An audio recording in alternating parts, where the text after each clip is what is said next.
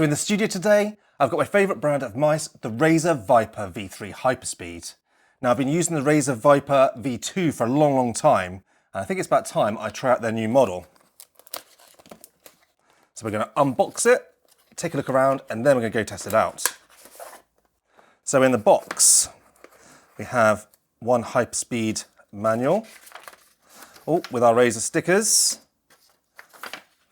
Okay. An AA battery, because this is one of the slightly cheaper, the Hyperspeed models. We don't have the inbuilt rechargeable battery. We just get a standard AA battery. Now that does increase the weight a little bit, but it's more convenient to be able to easily and quickly change an AA battery for another than having to keep charging your internal battery. So let's have a look at it itself. As you can see, it's a typical Viper shape, quite flat, a great fit for your fingers. Left and right mouse button, which feel fantastic. We've got a scroll wheel with some nice indents. Clicks very nicely. That'll be a DPI button on the top.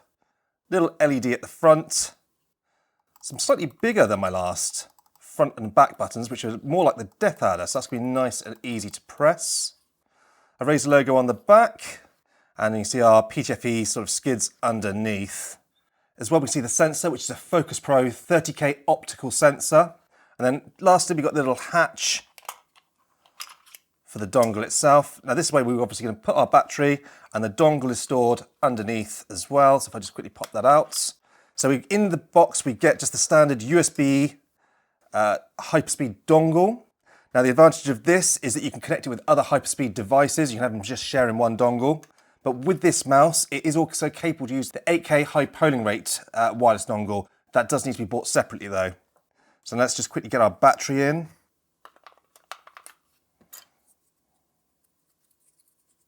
And then we're going to switch it on. And there we go. Look, we can see a little LED flash in there. It's not currently connected. Right, so I'm now going to quickly set this up on my Razer blade. We're going to test this mouse, look at it against the Viper V2, and then check the Razer software. Right, so I've just plugged the dongle into my Razer Blade 17. You can see it just in the side there. Obviously the mouse was in and it's on. So instantly, cursor's up and running. My sign-up's automatically updated. So you can now see the Razer Viper V3 Hyperspeed is showing up. You'll notice as well, we've got a little battery icon at the top, which does show you as your battery's depleting. Now when I click on there, it takes us into the mouse itself. Now first screen is where you can customize the buttons. Most people these days change the functions in-game rather than actually in the software.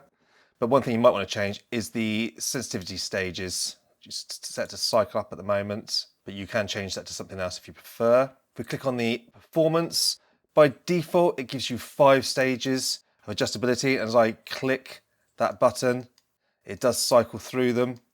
Now personally, I don't like having 5. I usually set mine to 3, and then I'm happy with that. And one thing you will notice is each of these has a colour, so we've got red, green and blue. And as I click the profile, not only does it change on my screen, hopefully you can see that, but the actual colour changes to match my profile on the screen. That's really quite handy, so you're instantly looking at the mouse, you know which profile you're in. Now I like to, by default, leave it at 800. On the right hand side, we've got the polling rate. As you can see, we've got 125, 500 and 1000. With this 1000, you get about 240 hours of battery life out of this battery, which is pretty impressive. If you get the 8 kHz dongle, which you have to buy separately, and you plug that in, the 8 kHz will show up, but that will kill your battery life. It will take it down to about 80 hours if you run at 8 kHz. So bear that in mind. Personally, I love 1000 kHz. That's what I always play on, but I know some people do prefer the higher rate. We've got a calibration tab. This is quite interesting. It gives you your tracking distance and the asymmetric cutoff when you're lifting off your mats. We can get it to automatically enter the sleep mode when the mouse is idling. By default, it's set to 5 minutes. You can change that from anything from 1 to 15 minutes. We also have a low power mode. So when the battery goes below a certain percentage, and that will actually then help prolong the life of the battery till you replace it. And lastly, it does ask you for the battery indicator level, whether you're using an alkaline, a lithium or rechargeable NIM. Now we've just got the alkaline in here. So that's the software itself. Very straightforward, very easy to use. Personally, I leave the mouse buttons I set up in-game and leave them as they are. And I love 800 as my basic, and then I may use those depending on the game that I'm in. But 3 is perfect for me. You can change that anywhere up to 5, but say I've always liked 3 because it's easy to then cycle between them. Right, so now that we've actually shown you the software, we can see it tracks nicely at 800 DPI. Let's take a quick look against my previous Viper Ultimate. Now, this has been my go-to gaming mouse for a long time now, and I do love it.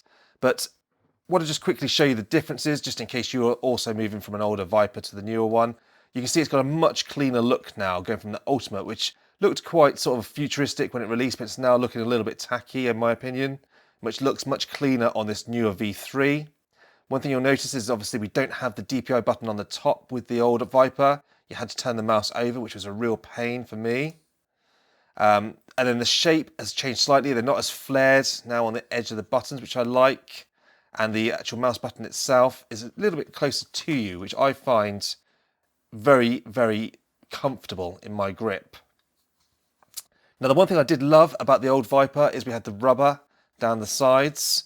We don't have that. It's all completely smooth. I personally do prefer the rubber, but I know it does wear and it does come away for some people. And also, we've got a more textured feeling plastic. This is much smoother on the new Viper V3. Another thing to note, we've only got 2 buttons on the side with the V3. On the Ultimate, so it's more ambidextrous. You've got buttons on both sides. That might be a problem if you're a left-handed player.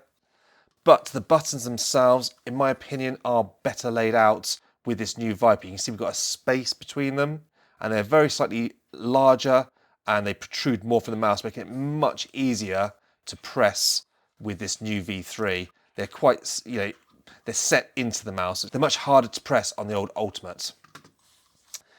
Now, they've got mechanical buttons, so no worries there. You shouldn't get any double click issues. I've never had that on a Razer mouse. But just to listen to the actual mouse clicks themselves, this is my old Ultimate going first.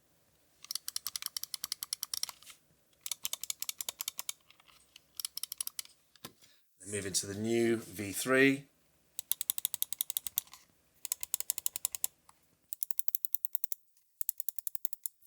The buttons feel just a lot more crisp than on my old Ultimate, and it definitely feels a better experience hitting those buttons. Same with the side buttons.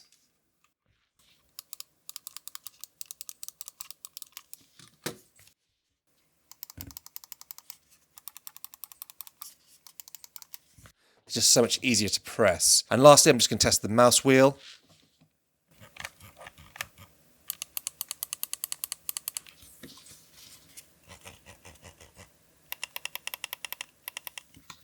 So overall, the actual package itself, I do prefer this new slightly different shape with the V3. I love the buttons. It feels much better to use. But the one thing I do miss is the actual material they used on the old Ultimates.